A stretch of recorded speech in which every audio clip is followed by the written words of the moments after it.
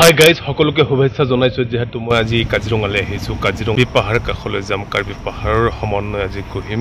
আৰু ৰাস্তাত ৰৈ আছো যেহেতু ৰাস্তাত দেখিছো গৰু জাক পাতি আছে যেনে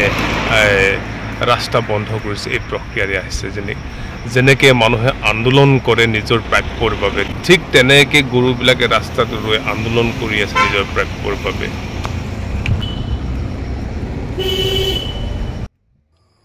গৰুবোৰ ৰৈ আছে চোক একদম জাক পাতি আছে ৰাস্তাৰ মাজত চাহ লৈ আছে চাহটো তেওঁলোকে বিচাৰিছে ৰাস্তাত থাকি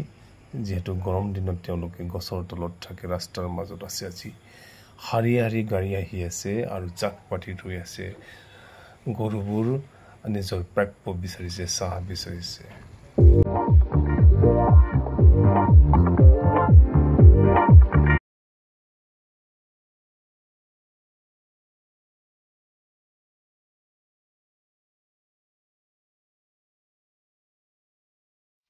আজি সমন্বয় গঢ়িবলৈ জনগোষ্ঠীয় সাংস্কৃতিক ঐক্যমন প্ৰতিভাতিৰণ আহি আছে কাজিৰঙালৈ তাইক মই ৰৈ আছো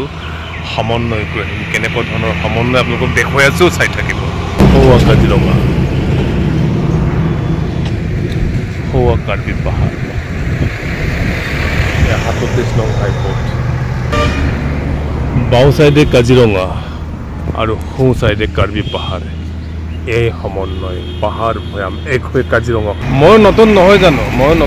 ইমান ডাঙৰ টুকুৰা লৈ আহিছে বহুত আনি দিছে নেকি জ্ঞাতিসকল একদম এই আমাৰ নেত্ৰী আহিছে সমন্বয় কৰিবৰ বাবে পাহাৰৰ পৰা আহিছে একদম পাহাৰত মিলন হৈছে ন আজি একদম ড্ৰেছত নিজস্ব ড্ৰেছত বা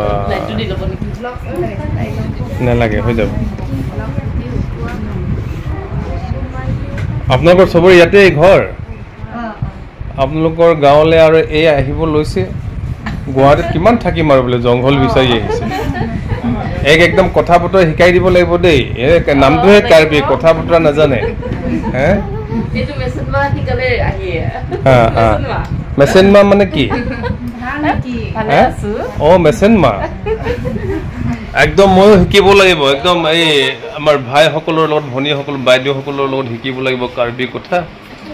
মেচেনমা মানে ভালনে নে কি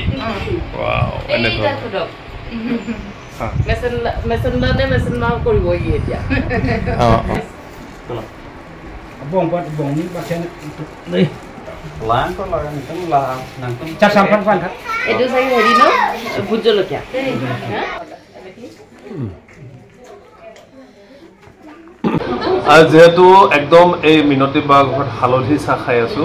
আমাৰ সতীৰ্থ আমাৰ প্ৰতিভাতিৰণ আহিলে গুৱাহাটীৰ পৰা যেহেতু অনাগত জাতিৰ নেত্ৰী মহিলা জাতিৰ নেত্ৰী বুলি ক'ব বিচাৰোঁ আমাৰ অসমীয়া জাতিৰ নেত্ৰী হ'ব মিনতী বাঘক হালধি চাহ খাই একদম 16 বছৰীয়া হৈ আছে 3 কুৰি বয়সত আমি 2 বছৰত 2 কুৰি বছৰত আমাৰ 3 কুৰি লিখা হৈ গৈছে সেয়েহে মাজে মাজে আপোনালোক আহিব হালধি চাহ খাবলৈ আৰু এয়া খাব লৈছো আপোনালোকে চব